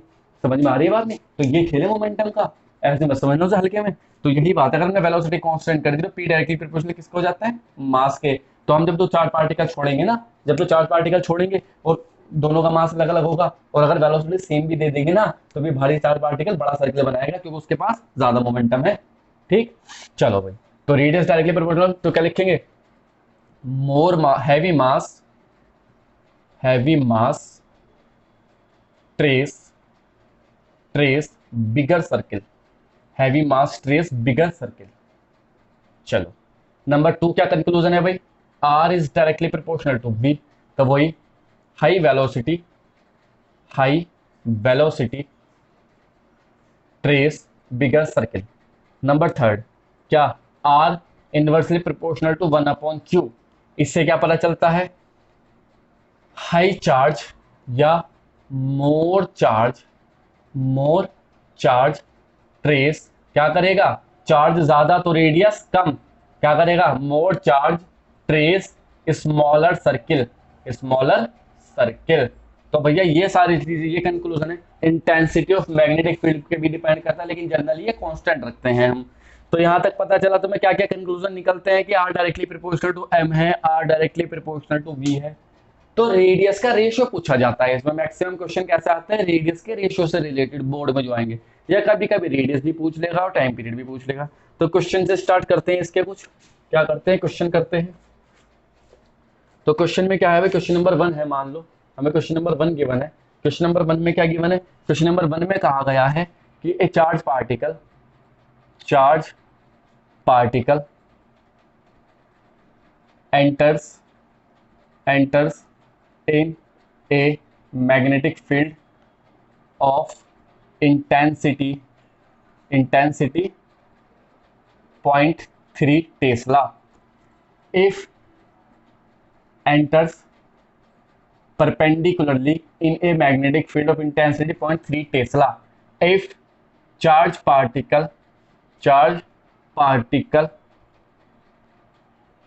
has velocity 5 metre per second. ये प्रोटॉन कर दो, इसे प्रोटॉन कर दो, ठीक है, proton 5 metre per second. Then find radius of circle and time spend in magnetic field में कितना टाइम स्पेंड किया ये बताना है, ठीक है। तो करते हैं भाई, देखो तुम्हें साफ साफ पता चल गया कि परपेंडिकुलरली एंटर कर रहा है तो क्या बनाएगा, सर्किल बनाएगा। ऐसे जब ऐसे सर्किल बनेगा, ऐसे क्या बनेगा, सर्किल बनेगा। तो जब सर्किल बनेगा तो उसकी रेडियस कैलकुलेट करनी है।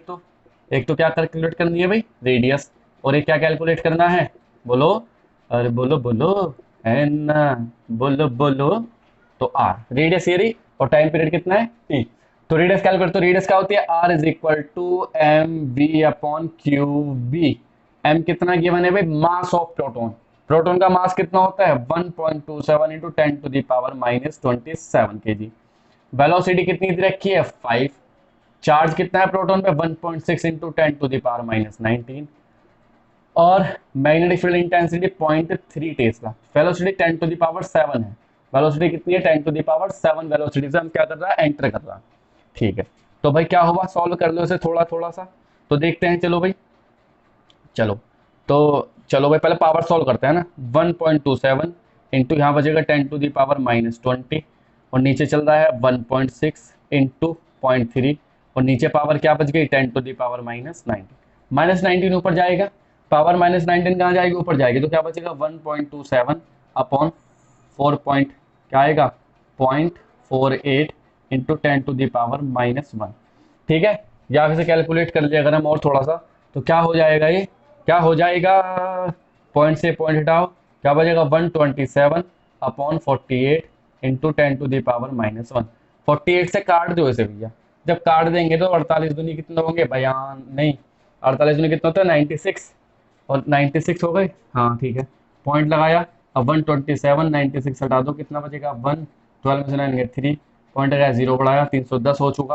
और जब 310 हो चुका तो कितनी बार कटेगा ये, 48 पंजे कितने होते हैं 240, हाँ तो 240 तो हो जाते, 6 बार कटेगा शायद, हाँ 6 बार 6 इंटू 10 टू दी पावर -1। कुल मिला के क्या आ जाएगा ये 0.26 मीटर। कितने मीटर का एक सर्किल बनेगा, कितने मीटर का सर्किल बनेगा, इतने मीटर रेडियस के एक सर्किल। एमएम में कन्वर्ट, सेंटीमीटर में कन्वर्ट कर दो तो 26 सेंटीमीटर रेडियस का एक सर्किल बनाएगा भैया वो प्रोटॉन। कौन बनाएगा, प्रोटॉन, ठीक है। और क्या पूछा, टाइम स्पेंड। तो टाइम स्पेंड देख लो, टाइम स्पेंड, तो टाइम कितना स्पेंड किया भाई 2 pi M upon Q B. 2 pi की वैल्यू 3.14, एम की वैल्यू कितनी है 1.27 into 10 to the power -27 upon Q कितना है 1.6 इंटू 10 टू द पावर -19, और बी कितना इंटेंसिटी 0.3। काट दो, है ना, जब काटेंगे तो देखो सीधी सी बात है, तो आएगा 2 पाई तो ऐसे रहने दो फिलहाल, 1.27 ऐसे ही रहेगा, ठीक। और नीचे की चीज़ ऊपर जाएगी, वेलोसिटी तो नहीं है ना, तो ठीक है, हाँ वेलोसिटी तो है नहीं ना, तो ऊपर जाएगी तो क्या बचेगा 10 टू द पावर माइनस, है ना, माइनस ऊपर जाएगा, ये बचेगा 8, ठीक है। और नीचे क्या बचा 48, 4.8, पॉइंट हटाएंगे, हाँ 48 नहीं 0.48 बचेगा, पॉइंट हटाएंगे 0 पॉइंट हटाएंगे पॉइंट से, 2 पाई इंटू क्या बचेगा, सेम टू सेम बचेगा, देखो 0.26 इंटू 10⁻⁻8। यहाँ इसे सॉल्व करेंगे, अगर हम इसे सॉल्व करते हैं तो क्या आएगा, देखो 26 टू जा कितना होते हैं 52.5 इंटू 10⁻⁻8, इतने सेकंड तक के लिए वो मैग्नेटिक फील्ड में रहेगा। तो आई समझ में यहाँ तक बात कि कैसे हम क्वेश्चन को डील करना है। ये सिंपल बेसिक क्वेश्चन था, बहुत फॉर्मूला बेस्ड क्वेश्चन था, फॉर्मूला में वैल्यू रखो और आंसर तुम्हारे सामने। अब हम एक और क्वेश्चन करते हैं, नोट कर लेना याद से। चलो भाई, क्वेश्चन है क्वेश्चन नंबर 2। क्या कहा, एक अल्फा पार्टिकल है, एक प्रोटॉन है, दोनों को मैग्नेटिक फील्ड के अंदर एंटर करा दिया। मान लो देखो ये ऐसे कुछ है, ऐसे कुछ स्ट्रक्चर है, यहाँ यहाँ यहाँ, ये है भाई इसके स्ट्रक्चर कुछ, ठीक है, ये है ऐसे। अब ये अल्फा पार्टिकल, ये तो प्रोटॉन है, और ये क्या चीज है, अल्फा पार्टिकल। इन्हें दोनों को मैग्नेटिक फील्ड के अंदर एंटर कराया, सेम इंटेंसिटी का मैग्नेटिक फील्ड है बी। इन दोनों को मैग्नेटिक फील्ड के अंदर एंटर कराया। हमें क्या बताना है, रेडियस का रेशियो बताना है। Find the ratio of radius R alpha to the R proton. ये कैलकुलेट करना है, रेडियस का रेशियो कैलकुलेट करना है कि कौन से पार्टिकल की रेडियस बड़ी होगी और कौन से पार्टिकल की रेडियस छोटी होगी। ये तो तुम खुद बता सकते हो। देखो अल्फा हैवी पार्टिकल है तो इसकी रेडियस ज्यादा बड़ी होगी, मतलब ये बड़ा सर्किल बनाएगा, और पी कितना सर्किल बनाएगा, छोटा सर्किल बनाएगा। तो चलो रेडियस का रेशियो कैलकुलेट करते हैं। तो लिखेंगे for alpha particle, alpha particle के लिए देख लो भाई क्या क्या चीजें हैं। क्या होता है, आर अल्फा इक्वल टू क्या होगा, M alpha V alpha upon Q alpha. B तो सेम ही रहेगा, इंटेंसिटी ऑफ मैग्नेटिक फील्ड तो सेम ही है, चाहे वो अल्फा पार्टिकल हो चाहे प्रोटॉन हो। हम जानते हैं एक बात, क्या, जो मास ऑफ अल्फा पार्टिकल है 4 टाइम्स होता है मास ऑफ प्रोटॉन, और चार्ज ऑफ अल्फा पार्टिकल जो होता है वो 2 टाइम्स होता है चार्ज ऑफ प्रोटॉन। याद रहेगी बात, कर लेना याद, है ना। तो अल्फा पार्टिकल पे जो मास होता है वो क्या होता है, 4 टाइम्स ऑफ प्रोटॉन, और charge on alpha particle 2 times of proton, ठीक है।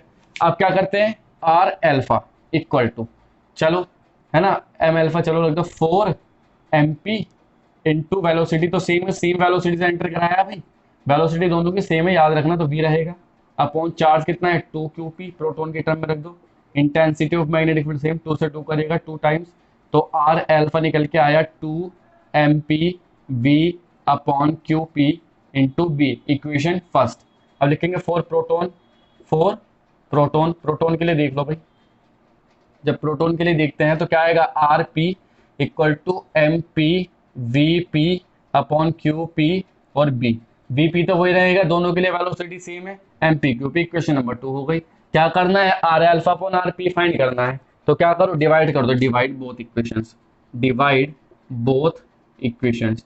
जब दोनों इक्वेशन को डिवाइड करने हैं तो जो कैलकुलेट करना होता है ना वो ऊपर, तो कैलकुलेट करना है R alpha upon R P, तो आर अल्फा ऊपर देखो वैसे दे रखा है आर अल्फा, तो आर अल्फा ऊपर आएगा। तो क्या हो जाएगा यहाँ से, R alpha upon R P equal to क्या हो जाएगा, alpha 2 M P V upon Q P B, और नीचे क्या आ जाएगा, ये M P V upon Q P B, सब कट जाएगा ये सारा का सारा। तो क्या बचेगा, R alpha upon R P equal to 2। तो क्या पता चला भाई इससे, जो अल्फा पार्टिकल की रेडियस है वो प्रोटॉन की रेडियस से 2 टाइम्स है, मतलब अल्फा पार्टिकल प्रोटॉन से दुगना बड़ा सर्किल बनाएगा। अगर प्रोटॉन की रेडियस 5 मीटर की है तो अल्फा पार्टिकल की रेडियस कितनी हो जाएगी, 10 मीटर की। समझ में आया, कोई दिक्कत यहां तक इस क्वेश्चन में, ठीक है। अब क्वेश्चन में थोड़ा चेंज कर दिया, क्या चेंज कर दिया, अब क्वेश्चन नंबर 3 है, इन अबव क्वेश्चन में क्या कर दिया भाई, अबव क्वेश्चन में कर दिया कि if both particle has same momentum, velocity का आप जिक्र दिए, केवल मोमेंटम का जिक्र क्या है क्वेश्चन में, वेलोसिटी का तो जिक्र पहले क्या था कि सेम वेलोसिटी से मूव करता है। अब वेलोसिटी का कोई जिक्र नहीं, केवल ये कहा गया है कि एक मैग्नेटिक फील्ड है, उसमें एक अल्फा पार्टिकल और एक प्रोटॉन को सेम मोमेंटम से एंटर करा दिया गया, तब रेडियस का रेशियो बताना है, सेम मोमेंटम, देन फाइंड, क्या फाइंड करना है, R alpha upon R P, वही फाइंड करना है दोबारा से। तो कोई दिक्कत तो है नहीं, देखो क्या करना है, हमें पता है आर अल्फा है ना, आर अल्फा क्या होगा, M alpha V alpha upon Q alpha into B, और नीचे आर प्रोटॉन की अगर बात कर दूं तो नीचे आ जाएगा क्या आ जाएगा, M proton V proton upon Q proton into B, काट दो बी से बी, क्या बचता है R alpha upon R P equal to, वहां क्या बचेगा M alpha V alpha into Q P, सबसे नीचे का सबसे ऊपर, ऐसे यहाँ बचेगा क्या क्यू एल्फा इंटू ये वाली चीजें यहाँ एम पी वी पी। ठीक, अब ये बात बताओ क्या है ये क्या चीज है मोमेंटम, ये क्या चीज है मोमेंटम, ये किसका मोमेंटम है प्रोटॉन का, ये किसका मोमेंटम है अल्फा पार्टिकल का। ठीक है, तो देखो जरा यहाँ देखो, अब मोमेंटम है तो लिखेंगे क्या, सिंस वी नो दैट क्या M alpha V alpha equal to momentum, किसका मोमेंटम है पी एल्फा, ऐसी एम पी वी पी किसका मोमेंटम है पी पी का। अब गिवन है हमें क्वेश्चन में, गिवन क्या है P alpha equal to P P, तो उतार लो भाई वो R alpha upon R P equal to क्या बचेगा, देखो एम एल्फा वी एल्फा को क्या लिखेंगे P alpha into Q P proton पे चार्ज अपॉन एल्फा पे चार्ज कितना होता है 2 times of proton into MP VP कितना होगा, एमपी वीपी भी तो पी एल्फा ही होगा क्योंकि दोनों सेम है, से काट दो से काट दो, तो R alpha upon R P equal to क्या 1/2। तो भाई यहां से देखो एक बड़ा इंटरेस्टिंग रिजल्ट निकल के आया दोनों क्वेश्चन में। पहले वाले में अगर हमने वेलोसिटी सेम कर दी थी, पहले वाले में जब हमने केवल वेलोसिटी सेम की तो क्या हुआ था, तो जो अल्फा पार्टिकल था वो दुगुना क्या कर रहा था, दुगने दुगनी रेडियस का सर्किल ट्रेस कर रहा था। लेकिन जैसे ही हमने उनका मोमेंटम सेम कर दिया, मोमेंटम सेम करते ही क्या हुआ, अल्फा पार्टिकल का सर्किल हाफ हो गया प्रोटॉन के सर्किल से, है ना। इंटरेस्टिंग चीज ऐसा हुआ क्यों, क्योंकि अब हमने क्या चीज कांस्टेंट कर दी, प्रोटॉन, वो मोमेंटम। जब मोमेंटम कांस्टेंट कर दे तो जो मोमेंटम प्रोटॉन का है वही मोमेंटम हमने अल्फा पार्टिकल का रखा, जबकि एक्चुअल में अगर हम सेम वेलोसिटी देते हैं अल्फा पार्टिकल को और प्रोटॉन को तो मोमेंटम अल्फा पार्टिकल का ज्यादा हो जाता नहीं, क्योंकि उसके पास मास ज्यादा है। लेकिन हमने यहाँ क्वेश्चन में ये रेस्ट्रिक्शन लगा दी कि अल्फा पार्टिकल का और प्रोटॉन का जो मोमेंटम है सेम रहेगा, जब सेम रहेगा तो भैया सीधी सी बात है 1/2 हाफ ही होगा सर्किल उसका, और क्या बड़ा हो रहा है क्या। अब इसी का थर्ड पार्ट देख लो भाई, क्वेश्चन नंबर 4 है, थर्ड पार्ट है। अब क्या किया गया, अब वेलोसिटी का जिक्र नहीं है, अब किसका जिक्र है, काइनेटिक एनर्जी का। क्या कह दिया कि अल्फा पार्टिकल प्रोटॉन को सेम काइनेटिक एनर्जी एंटर कराया जाता है व्हेन, क्या लिखेंगे व्हेन क्या alpha particle and proton enter with same kinetic energy, दोनों की काइनेटिक एनर्जी सेम है, बाकी चीज वेलोसिटी का जिक्र नहीं किया गया। जब वेलोसिटी का जिक्र करेगा तो वो वेलोसिटी के बारे में बता देगा। अब दोनों की काइनेटिक एनर्जी सेम है, जब दोनों की काइनेटिक एनर्जी सेम है तो क्या करना है, तब देखते हैं भाई क्या आता है रिजल्ट निकल के, तब देखते हैं क्या इंटरेस्टिंग रिजल्ट निकल के आता है। चलो, तो हमारे पास रिजल्ट तो आ चुके ही, अब देखते हैं यहाँ से आगे को, है ना, क्या रिजल्ट निकल के आता है। क्वेश्चन ट्राई करो खुद से, चलो जल्दी से वीडियो पॉज करो ट्राई, हो गया, कर लिया, चलो हम देखते हैं। तो क्या kinetic energy of alpha particle equal to kinetic energy of proton, ये दे दी भाई, तो half M alpha V alpha square equal to half M proton V proton square, ये रहेगा कुछ, हाफ से हाफ काट देंगे तो क्या बचेगा M alpha V alpha square equal to M P V P square, ये चीज आई। वेलोसिटी का रेशियो निकाल लो तो क्या हो जाएगा, V alpha upon V P का स्क्वायर इक्वल टू क्या हो जाएगा, वहां एम पी वहीं रहेगा, अल्फा नीचे आएगा तो M P upon M alpha, या V alpha upon V P equal to under root क्या हो जाएगा M P upon M alpha. Equation first हो गई, फिलहाल जो डेटा गिवन था उसके अकॉर्डिंग कर दिया। अब रेडियस का रेशियो लिख दो, क्या R alpha upon R P, क्या आया था रेडियस का ratio M alpha V alpha Q P upon M P V P और क्यू एल्फा, यही निकल के आया था ना, जहां तक मैं मानता हूं। चलो, मास ऑफ प्रोटॉन के alpha particle 4 times of mass of proton, velocity of alpha particle नहीं पता, क्यू ऑफ प्रोटॉन नहीं पता, मास ऑफ प्रोटॉन कितना होता है नहीं पता, वी ऑफ प्रोटॉन नहीं पता, charge on alpha particle 2 into Q P, इससे ए कैंसिल इससे ए कैंसिल, क्या बचता है 2 2 जा 4, तो 2 इंटू वी एल्फा, ये पी है, V alpha upon V P, ये बचता है। V alpha upon V P की वैल्यू हमारे पास है क्वेश्चन नंबर फर्स्ट में, देखो रखी है, क्या रखी है, फ्रॉम इक्वेशन फर्स्ट, तो R alpha upon R P equal to 2, V alpha upon V P कितना हो जाएगा, under root M P upon M alpha, या क्या कर सकते हैं 2 अंडर रूट एम पी कितना है, मास ऑफ प्रोटॉन, ऐसे ही mass of alpha particle 4 times mass of proton, इससे कैंसिल, बाहर निकलेगा 2, तो R alpha upon R P की वैल्यू हो जाएगी 1। ये कितना इंटरेस्टिंग रिजल्ट निकल के आया, देखो जरा, तुम देख रहे हो ना क्या चीजें निकल के आ रही है। अगर हम दोनों चार्ज पार्टिकल की काइनेटिक एनर्जी सेम कर दे, अगर दोनों चार्ज पार्टिकल को सेम एनर्जी से छोड़ दे, तो दोनों सेम रेडियस का सर्किल बनाएंगे, एक ऊपर एक ओवरलैप कर जाएगा, ठीक है ना, कंसेंट्रिक सर्किल बनाएंगे विद ओवरलैपिंग। चलो भाई बहुत अच्छा इंटरेस्ट। अब लास्ट केस बचा है हमारे पास, जिसे फोर्थ क्वेश्चन कह दो या इसका फोर्थ पार्ट कह दो। जब सेम पोटेंशियल डिफरेंस से, जब हम सेम पोटेंशियल डिफरेंस से चार्ज पार्टिकल को एंटर कराते हैं, जब सेम पोटेंशियल डिफरेंस से चार्ज पार्टिकल को एंटर कराएंगे तब क्या होगा, चलो देखते हैं वो भी, वो लास्ट वो भी कर लेते हैं टॉपिक, है ना। तो अगर सेम पोटेंशियल डिफरेंस है, चलो भाई, तो क्या लिखे भाई, क्वेश्चन 4 या 5 कह दो, when charge particles, charge when alpha and proton enters with same potential difference, same potential difference जब एंटर करते हैं तब उसके लिए फॉर्मूला लिखवाया था मैंने तुम्हें, क्या होगा, R alpha upon R P equal to क्या आया था, ये बात हमें पता चला।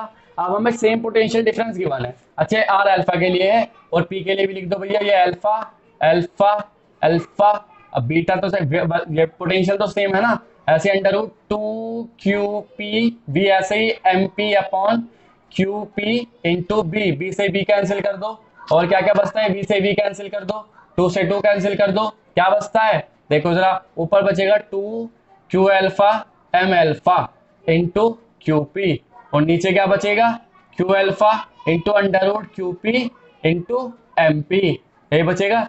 क्यू अल्फा कितना है, अंडर रूट की अगर मैं बात करूं, क्यू अल्फा कितना है, क्यू अल्फा है 4 क्यू नहीं 2 Q P, two Q P, और एम अल्फा कितना है 4 M P into Q P, ऐसे ही, और नीचे क्या चल रहा है, क्यू अल्फा कितना है 2 क्यू पी, और इस ब्रैकेट में Q P into M P, इससे पूरा कैंसिल, क्यू पी से क्यू पी कैंसिल, क्या बचेगा 2 रूट 2 अपॉन 2, 2 से 2 कैंसिल, अंडर रूट 2, रेडियस का रेशियो क्या है, alpha upon R P equal to under root 2, तो ये रेडियस का रेशियो निकल के आया तब जब सेम पोटेंशियल डिफरेंस हम देते हैं किसी अल्फा पार्टिकल और प्रोटॉन को। समझ में आई बात। तो ये सारे केस, सारी कंडीशन में तुम्हें करा दी है, कोई सा रेशियो का क्वेश्चन आ जाए तो आराम से कर लेना, कोई दिक्कत वाली बात नहीं है। अब थोड़ा एक लेवल अप चले, एडवांस लेवल पढ़े, थोड़ा सा एक क्वेश्चन करते हैं बस, सिंपल, ज्यादा फालतू चाटना नहीं, अच्छा क्वेश्चन करते हैं एक अच्छा, फिर खत्म करते हैं लेक्चर को, ठीक है। तो लोग एक अच्छा क्वेश्चन पढ़ते हैं चार्ज पार्टिकल पर रिलेटेड, यही motion of A charge particle in magnetic field. तो देखो कैसा, अब यहाँ देखो थोड़ा एडवांस लेवल की चीजें करते हैं। अगर जेई एडवांस वाला जो क्वेश्चन है, जेई मेंस वाले क्वेश्चन जो है उससे इससे होंगे, थोड़ा सा देख लेना बस, ज्यादा रॉकेट साइंस नहीं है, एकदम समझ में आ जाएगा। अब क्या बात, क्या है बात, यह है कि भाई मान लो कोई चार्ज पार्टिकल है, चार्ज पार्टिकल ने मैग्नेटिक फील्ड के अंदर एंटर किया, जब चार्ज पार्टिकल ने मैग्नेटिक फील्ड के अंदर एंटर किया तो उसकी क्या गारंटी है कि वो पूरा सर्किल ट्रेस करेगा, क्या पता आधा सर्किल ट्रेस करे, क्या पता मैग्नेटिक फील्ड को इतना कम रखेगा वो सर्किल ट्रेस कर ही ना पाए, है ना, क्वार्टर सर्किल ट्रेस करे या एक आर्क ही बनाए सर्किल के एकदम से बाहर निकल जाए, तो कितने एंगल पे छोड़ना पड़ेगा, कितना एंगल पे वो आर्क बनाएगा, है ना, उस सर्किल का सेंटर क्या होगा, वो सर्किल कितनी देर, वो चार्ज पार्टिकल बिना सर्किल पूरा ट्रेस किए कितनी देर तक मैग्नेटिक फील्ड के अंदर रहा, ये सारी चीजें कैलकुलेट करनी है, ये सारी चीजें निकालनी। तो मैं तुम्हें देखो बता दूं डायरेक्ट, थोड़ा एडवांस क्वेश्चन है। केस 1 की अगर हम बात करें, when charge particle enters in a magnetic field, when charge particle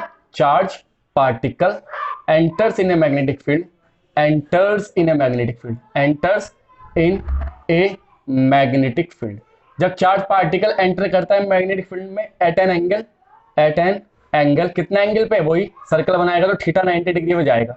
तो हमें क्या फाइंड करना है, नंबर फर्स्ट एक तो चीज क्या फाइंड करनी है, फाइंड क्या, डेविएशन, कितना एंगल पे डिफ्लेक्ट हुआ, क्या वो पूरा सर्किल कंप्लीट कर भी पाएगा, भले हमें पता है कि सर्कुलर मोशन करता, लेकिन अगर मैग्नेटिक फील्ड खत्म हो गया तो, मतलब वो सर्कुलर मोशन ऐसे करा, यहाँ मैग्नेटिक फील्ड है नहीं तो बाहर निकलेगा ना, सर्कुलर मोशन तो कर ही नहीं पाएगा, तो डेविएशन देखना है। नंबर 2 क्या देखना है, टाइम स्पेंट, कितनी देर तक वो रहा, और number 2 3 distance covered, distance covered, कितनी डिस्टेंस कवर की मैग्नेटिक फील्ड में, डिस्टेंस कवर्ड। तो ये चार पार्टिकल, तो हमें क्या क्या चीजें देखनी है, देखो यहाँ डेविएशन देखना है ना, और क्या देखना है, और देखना टाइम स्पेंड कितना किया चार पार्टिकल ने, और क्या क्या देखना है, डिस्टेंस कितनी कवर की चार पार्टिकल ने, ये सारी चीजें हमें देखनी है। अब देखो यहाँ एक बात, जब चार पार्टी, अब देखो इसका फिगर कैसे बनेगा, मान लो चार पार्टी, ये क्या है मैग्नेटिक फील्ड, यहाँ पे हमने क्या बनाया, मैग्नेटिक फील्ड बना दिया, ये मैग्नेटिक फील्ड है, ठीक है। हमें पता है थीटा इक्वल टू 90 डिग्री पे जा रहा है, तो हमें क्या पता है कि सर्कुलर मोशन करेगा, क्या एक्चुअल में सर्कुलर मोशन कर पाएगा इतने मैग्नेटिक फील्ड में, ये देखना है हमें, ठीक है। तो ये मैग्नेटिक फील्ड बनाया हमने भाई यहाँ, चलो कोई दिक्कत नहीं, कोई बात नहीं, बढ़िया। अब हमने क्या काम किया, चार्ज पार्टिकल को यहाँ से लिया, प्लस चार्ज पार्टिकल से एंटर कराया, जब इसे एंटर कराएंगे मैग्नेटिक फील्ड को वी वेलोसिटी देंगे यहाँ से, वी वेलोसिटी इस पे, तो क्या होगा, देखो मैग्नेटिक फील्ड अंदर की तरफ को है ना, चार्ज पार्टिकल का मोशन यहाँ को, फोर्स कहाँ को लग रहा है, ऊपर की तरफ को, तो मतलब चार्ज पार्टिकल डिफ्लेक्ट कैसे होगा, इस तरह से डेविएट हो जाएगा, और यहाँ से वेलोसिटी वी करता हुआ बाहर निकल जाएगा, ऐसे बोलते हैं इमर्ज हो गया, इमरजेंट एंगल है ना। अब देखो हुआ क्या, हमें क्या देखना है कि कितनी देर तक क्या इसने सर्किल बनाया कंप्लीट, क्या नहीं, मतलब अगर मैग्नेटिक फील्ड थोड़ा ज्यादा होता तो शायद सर्किल कंप्लीट कर लेता, लेकिन एक्चुअल में क्या सर्किट कंप्लीट कर पाया नहीं, क्योंकि मैग्नेटिक फील्ड ही खत्म हो गया भाई। तो अब हमें क्या देखना है कि कितना एंगल पे छोड़ा हमने, पहले डेविएशन देखना है कितना डेविएट हुआ है, ये एंगल कितना, ये डेविएशन एंगल बोलते हैं थीटा, ये कितना एंगल हो, deviation angle, V velocity deviation angle, ठीक है। अब करना क्या है, इसका जो शेप बनी आर्क जो भी, इसका सेंटर ढूंढना पहला काम। तो सेंटर ढूंढने का तरीका तुम्हें पता है, मान लो कोई सर्किल होता था, सर्किल पे एक टेंजेंट खींचो, एक टेंजेंट खींचो, यहाँ एक लाइन यहाँ से 90 डिग्री, एक लाइन यहाँ से 90 डिग्री, जहां पे दोनों काटेंगे वहां सेंटर मिलेगा, सर्किल की डेफिनेशन पढ़ी है ना, सर्किल के थ्योरम है, ठीक है। तो ऐसे ही यहाँ पे एक टेंजेंट तो यहाँ खींच जाएगी, देखो डायरेक्ट बिल्कुल, ये यहाँ से स्टार्ट हुआ सर्किल, तो टेंजेंट ये तो ऊपर जाएगा, एक तो ऐसे ऊपर लेके चलो, इसे कोई दिक्कत नहीं है, बिल्कुल सीधा, और एक कहाँ से एक टेंजेंट यहाँ मिलेगी, देखो ये टेंजेंट है ना, यहाँ पे ये जो मिलेगी हमें क्या मिलेगी, एक टेंजेंट मिलेगी यहाँ, एक ऐसे टेंजेंट, हालांकि दिख नहीं रही लेकिन टेंजेंट ही है, तो ये जाएगी कहाँ पे, यहाँ, तो जहां मिलेगी वहां पे क्या होगा, सर्किल का सेंटर, जहां पे दोनों इंटरसेक्ट करेगी आपस में, वहां क्या होगा, सर्किल का सेंटर, ओ ये सर्किल का सेंटर है भाई, इसे इससे मिला दो, इसे इससे मिला दो, ये पॉइंट क्या कह दिया, मान लो ई पॉइंट है, ये पॉइंट एफ कह दो। अब देखो ये थीटा एंगल, तो ये भी थीटा होगा, अरे पैरेलल लाइन है, कोरस्पॉन्डिंग एंगल होगा ना, एंगल थीटा, तो जितना एंगल पे एंटर किया उतना एंगल पे बाहर निकलेगा, जितना एंगल पे एंटर किया उतना एंगल पे बाहर निकलेगा। अब हमारा काम क्या है देखना, पहले डेविएशन देखना, अगर थीटा कितना आया, मान लो थीटा आया 0 डिग्री, अगर ये थीटा 0 आया तो क्या सर्किल करता है, तब तो सर्किल बन जाता आराम से, साइज से भी सर्किल ही बनता, बन तो जाता। उसके बाद टाइम स्पेंड, कितना टाइम अंदर रहा वो, और तीसरी चीज क्या, डिस्टेंस कितनी कवर की, डिस्टेंस मतलब यहाँ से यहाँ तक का पोर्शन, ये कितनी डिस्टेंस इसने कवर की। तो अगर ये एंगल थीटा है तो क्या ये एंगल भी थीटा होगा, टेंजेंट पे बना एंगल सेंटर बना एंगल के इक्वल ही होता है, ठीक है। तो ये हो गया सारी की सारी चीजें, हमारे पास एंगल भी थीटा मिला। अच्छा ये ई एफ कितना है, ई एफ भी एक्स ही है, क्योंकि नीचे भी एक्स है, देखो सेम डिस्टेंस है। ये क्या हो गई इसकी, ये रेडियस हो गई आर, ये क्या हो चुका है इसका, रेडियस हो चुका आर। तो सबसे पहला काम क्या, डेविएशन, डेविएशन फाइंड करते हैं। तो डेविएशन फाइंड करने का तरीका क्या है भाई, डेविएशन फाइंड कर लो, देखो कैसे, theta sine theta equal to क्या हो जाएगा, sine theta perpendicular upon hypotenuse, perpendicular क्या है एक्स और हाइपोटेनियस क्या है आर। तो मिल गया नहीं मिल गया, क्या मिला हमारे पास, ये क्या मिला है, डेविएशन एंगल मिल चुका, कि इतना डेविएट होगी भाई, कोई भी पार्टिकल इतना डेविएट होता है, ऐसे हम कैलकुलेट कर सकते हैं। या और दूसरा तरीका क्या है, और क्या तरीका क्या है, दूसरा तरीका है theta equal to omega T, ये जानते हैं हम, ओमेगा कितनी होती है angular velocity, theta angular velocity कितनी थी, Q B upon M into T, ऐसे भी हम थीटा आराम से कैलकुलेट कर सकते हैं, कोई दिक्कत वाली बात नहीं है, कैसे भी हम थीटा कैलकुलेट, मान लो कहीं कहीं हमें डिस्टेंस देखने में परेशानी हो रही है, या अच्छा एक बात और, ये मेथड कब एप्लीकेबल है, जब theta has not equal to 0, जब थीटा नॉट इक्वल टू, अगर थीटा 0 हुआ, थीटा 0 हो तो थीटा 0 तो सर्किल बना लेगा ना, तो डेविएशन तो है नहीं है, डेविएशन 0 हो तो सर्किल बना लेगा पूरा का पूरा, तो वहां से डेविएशन एंगल निकालने वाला मुश्किल है।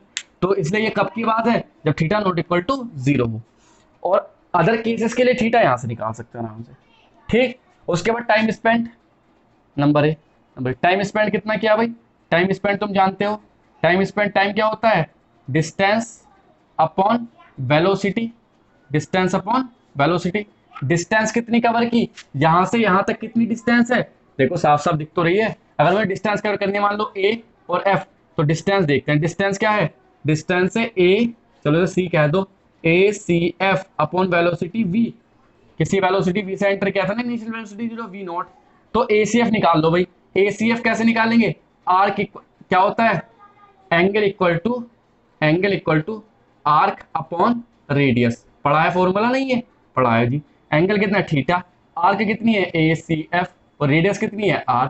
तो क्या हो जाएगा A C F equal to R theta, put कर दो A C F equal to R theta, तो क्या हो जाएगा, क्या हो जाएगा R theta upon V naught, या आर की वैल्यू कहां से रख दें, आर नहीं यार तो ऐसे ही थीटा की वैल्यू ऊपर से रख दो, Q B T upon M into V not. तो यहां से क्या मिला भाई टाइम स्पेंड, कि कितना टाइम स्पेंड किया किसी पार्टिकल ने इसके अंदर, चार्ज पार्टिकल ने। और डिस्टेंस कवर्ड तो देख लिया तुमने, डिस्टेंस कवर्ड आर के तो हो गए, ये जो डिस्टेंस है ये पॉइंट सी है, क्या डिस्टेंस कवर्ड, डिस्टेंस कवर्ड। तो ये भी देख ली भाई तुम लोगों ने कि डिस्टेंस कैसे कवर की जाती है, और टाइम स्पेंड कितना हुआ, डेविएशन कितना हुआ। समझ में आया, कोई दिक्कत यहां तक, ठीक है।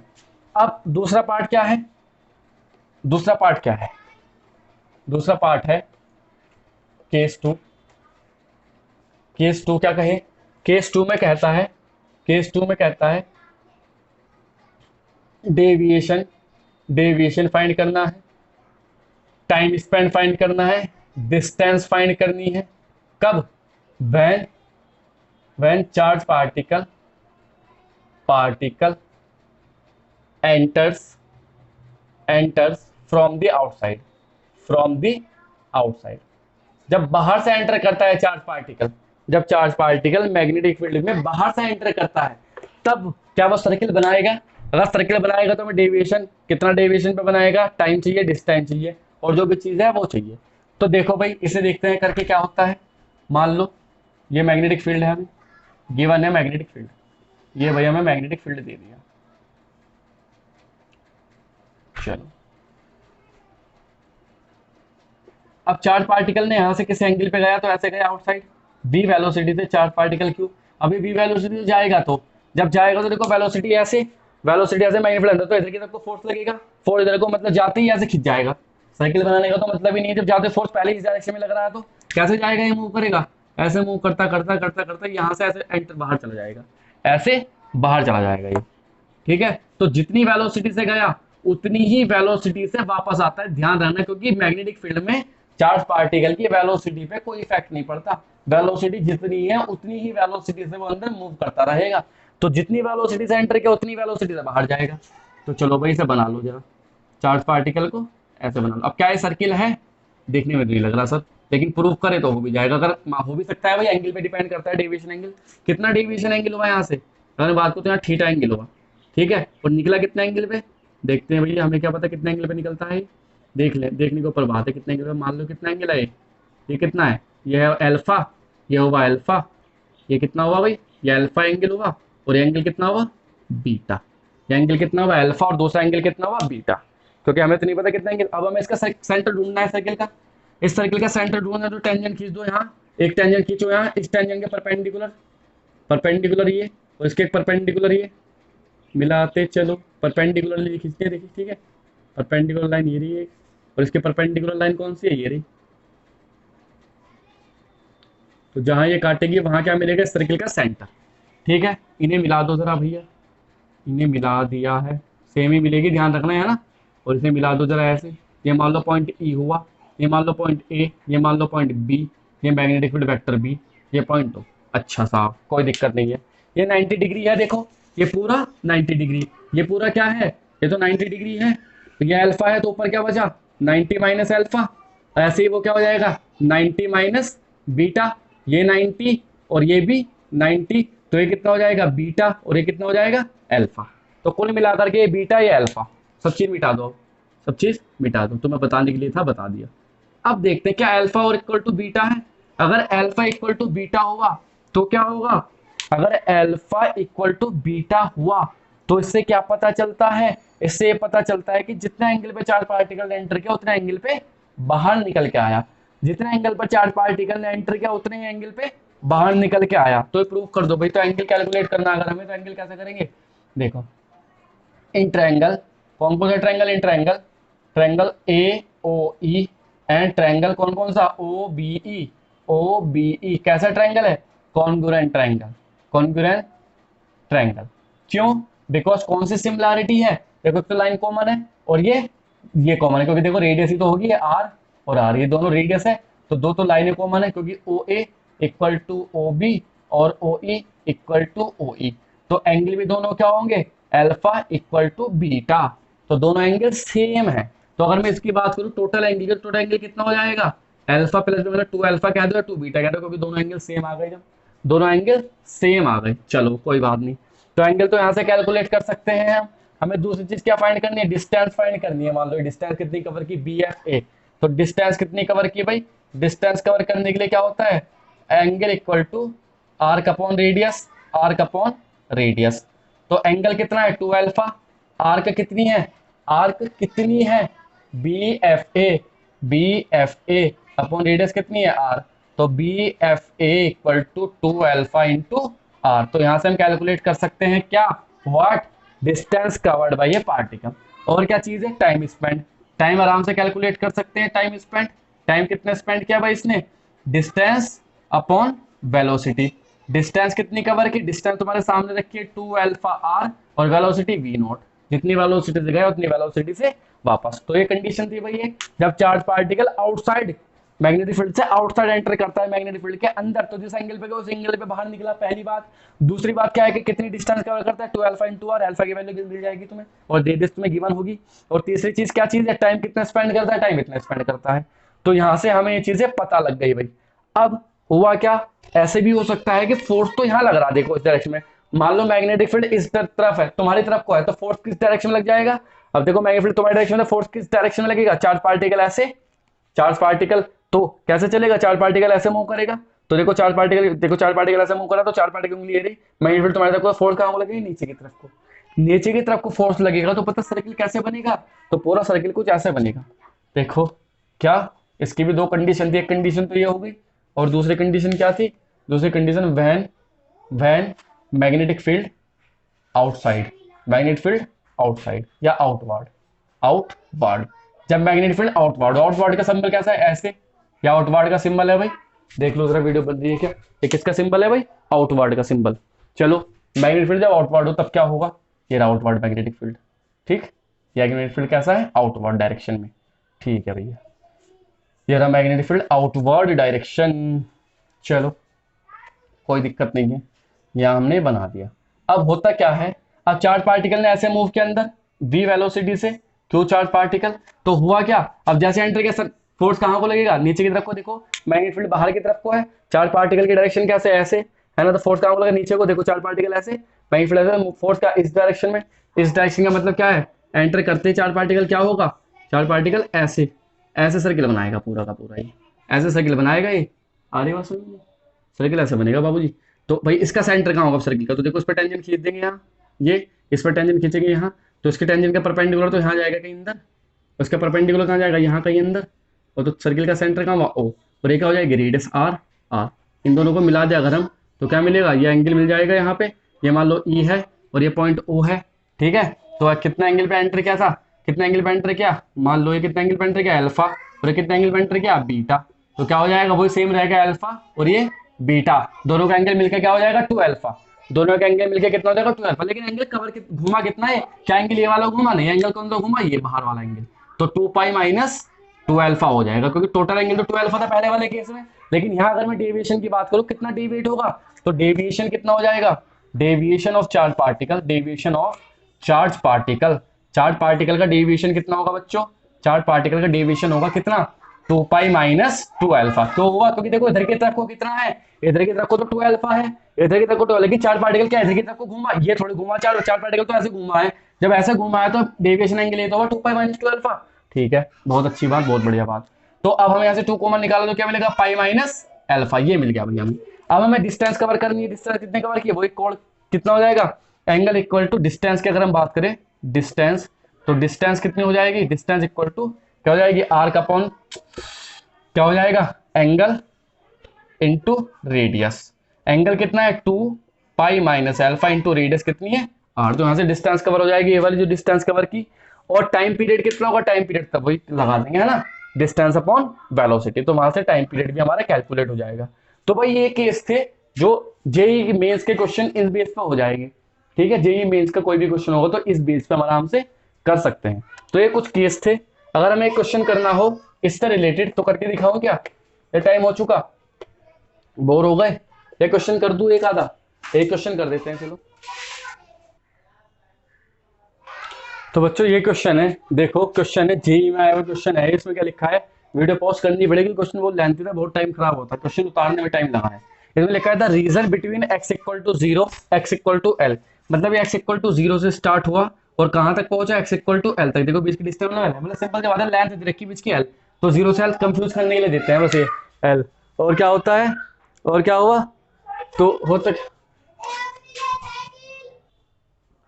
तो बच्चों ये क्वेश्चन है, ये क्वेश्चन करना है, वीडियो पॉज करनी पड़ेगी क्वेश्चन उतारने के लिए। तो क्वेश्चन थोड़ा लेंथी है लेकिन जेईई का क्वेश्चन है, सिंपल जो कॉन्सेप्ट समझाए उनके बेस पे क्वेश्चन हो जाएगा। इसमें लिखा है the region between x equal to zero and x equal to L, मतलब जीरो से एल के बीच का एक रीजन है जिसकी लेंथ एल है, इस field with uniform magnetic field, uniform magnetic field से भरा हुआ है, बी ए नॉट के कैप, मतलब के कैप मतलब जेड डायरेक्शन में मैग्नेटिक फील्ड है आउटवर्ड, नॉट का मतलब आउटवर्ड डायरेक्शन में, और अगर क्रॉस का मतलब होता है इनवर्ड डायरेक्शन हो जाता। A particle of mass m, एक m मास का पार्टिकल पॉजिटिव चार्ज है जिसपे वेलोसिटी v से v equal to v nought I cap, मतलब x डायरेक्शन में वेलोसिटी दी जाती है, मतलब 90 डिग्री पे, सिंपल सी बात है। अलोंग x एक्सिस, ये x एक्सिस है, इसके अलोंग वेलोसिटी पे छोड़ दिया गया, ऐसे दे दी वेलोसिटी। एंटर्स मैग्नेटिक फील्ड के अंदर एंटर करता है, तो देखो जब वेलोसिटी देंगे हम पार्टिकल को ऐसे, तो वो डिफ्लेक्ट होगा। कैसे डिफ्लेक्ट होगा, नीचे की तरफ को, क्यों, क्योंकि देखो बाहर की तरफ को मैग्नेटिक फोर्स है, जब बाहर की तरफ को तो फोर्स कहां को लगेगा, मैग्नेटिक डायरेक्शन ही है मैग्नेटिक फोर्स बाहर को, तो फोर्स तो नीचे को लगेगा। मैग्नेटिक देखो वेलोसिटी इधर को, मैग्नेटिक फोर्स बाहर की तरफ को, तो फोर्स कहां को लगेगा, मैग्नेटिक फील्ड बाहर की तरफ को, तो फोर्स कहां को लगेगा, नीचे। नीचे करेगा तो ऐसे जा रहा है, तो डिफ्लेक्ट हो जाएगा, नीचे आएगा। वी वेलोसिटी नीचे गया, तो इमर्जेंट एंगल जो दे रखा है वो 30 डिग्री दे रखा है, जो इमर्जेंट एंगल है, जो डिफ्लेक्ट हुआ deflection angle deviation angle 30 degree दे रखा है। तो हमसे क्या पूछा है, वैल्यू ऑफ एल, इस एल की वैल्यू बतानी है, इस एल की वैल्यू बतानी। तो एल की वैल्यू बताने के लिए देखो सिंपल सी बात है, कैसे करेंगे एल की वैल्यू, देखो अगर ये 30 डिग्री है तो ये भी 30 डिग्री होगा, सिंपल सी बात है, क्योंकि देखो टेंजेंट पे एंगल और 30 डिग्री है ना, ये टेंजेंट ही तो है पूरी, इस टेंजेंट पे एंगल 30 डिग्री है, तो सेंटर में भी 30 डिग्री होगा। तो बना लो भाई, निकाल लो साइन कितना 30 equal to perpendicular upon hypotenuse, मतलब एल अपॉन आर, ठीक है। तो 1/2 equal to L upon R, तो एल की वैल्यू क्या हो जाएगी, एल की वैल्यू, आर की वैल्यू क्या हो जाएगी 2 इंटू एल, या एल की वैल्यू क्या हो जाएगी आर अपॉन 2, तो कितनी है भाई लेंथ, रेडियस की हाफ, रेडियस की आधी है लेंथ। अब रेडियस कितनी है, रेडियस हम जानते हैं निकालना, कैसे निकालते हैं, R equal to M V upon Q B, तो क्या हो जाएगी length, L equal to M V upon 2 Q B, तो लेंथ तो आई भाई हमारे पास ही। इतना सा क्वेश्चन था सिंपल सा। एल लेंथ तक फैला है तो सर्कल तो पूरा बनाएगा नहीं, सिंपल सी बात है, क्योंकि बाहर निकल जाएगा, डेविएशन एंगल 30 डिग्री है। आगे कहा फाइंड द फाइनल वेलोसिटी, इस वेलोसिटी की वैल्यू फाइंड करनी है और टाइम स्पेंड फाइंड करना है अगर इस मैग्नेटिक फील्ड को 2.1 लेंथ तक एक्सटेंड कर दिया जाए। देखो लेंथ तक था, अब कितना एक्सटेंड कर दिया 2.1 लेंथ तक, 2.1 लेंथ एक्सटेंड करने पे क्या होगा, रेडियस कितनी है मैग्नेटिक फील्ड की 12, रेडियस कितनी है चार्ज पार्टिकल की 12, मतलब अब चार्ज पार्टिकल रेडियस 12 है, मैग्नेटिक फील्ड कहां तक फैला हुआ 2.1 एल तक, charge particle successfully circular motion कर पाएगा, सही है ना बात। तो सक्सेसफुली सर्कुलर मोशन करेगा, तो देखो जरा पहला पार्ट खत्म हो चुका, दूसरे पार्ट के लिए क्या करेंगे, जब वो सर्कुलर मोशन करेगा तो कैसे करेगा कुछ देखो जरा, यहाँ मान लो ये वही ऐसे, ये क्या है आउटसाइड मैग्नेटिक फील्ड, बाहर की तरफ को लग रहा है, आप तो ये ठीक है। अब हुआ क्या, कुछ टाइम लगता है इसे बनाने में, हुआ क्या, हुआ कुछ ऐसा जो किसी ने नहीं सोचा, है ना। तो हुआ कुछ ऐसा, देखो अब यहाँ क्या होगा, ये कुछ ऐसा हो जाएगा, यहाँ चार्ज पार्टिकल, मतलब ये तो मैग्नेटिक फील्ड आउटवर्ड में है, बाहर की डायरेक्शन में मैग्नेटिक फील्ड लग रहा है ना, तो ये लगा। अब हुआ क्या था, हुआ कुछ ऐसा था, चार्ज पार्टिकल ऊपर से एंटर किया था, ये तो एक्स एक्सिस है, ये क्या था एक्स एक्सिस, तो चार्ज पार्टिकल एंटर किया अंदर से ऐसे, और क्या करा बाहर को निकल के ऐसे आ गया, बाहर वी वेलोसिटी से निकल गया, तो वी ये वेलोसिटी बतानी है, ये वेलोसिटी कितनी होगी ये बतानी है, क्योंकि रेट देखो कितना है, ये कितना फैला हुआ है 2.1 एल तक, और रेडियस कितनी है इसकी यहाँ से यहाँ तक की 12, रेडियस कितनी है चार्ज पार्टिकल की 12, तो सिंपल सी बात है कर ही लेगा सक्सेसफुली सर्कुलर मोशन। अब क्या क्या सेम सर्कल ही बनाएगा, जब भी कोई charge particle outside move, outside है ना, कहां से कहां से मैग्नेटिक फील्ड के आउटसाइड से एंटर करता है, हमेशा कभी वो कंप्लीट सर्कल नहीं बनाएगा, पहली बात याद रख लेना, मेरी गांठ बांध लेना इस बात को, कि जब भी कोई चार्ज पार्टिकल आउटसाइड से मैग्नेटिक फील्ड के अंदर एंटर करता है, बाहर से मैग्नेटिक फील्ड के अंदर एंटर करता है, तो कभी भी कंप्लीट सर्कल नहीं बनाएगा, वो सेमी सर्कल क्वार्टर सर्कल ऐसा बना सकता है। कंप्लीट सर्कल कब बनाएगा, जब चार्ज पार्टिकल मैग्नेटिक फील्ड के अंदर ही एंटर करे, अंदर ही मैग्नेटिक फील्ड में, मतलब यहाँ कहीं यहाँ चार्ज पार्टिकल से वेलोसिटी v दी जाए तो यही घूमता रहेगा, तो अगर हमने बाहर से वेलोसिटी दी तो घूम करके ऐसे बाहर निकलेगा, याद रखना।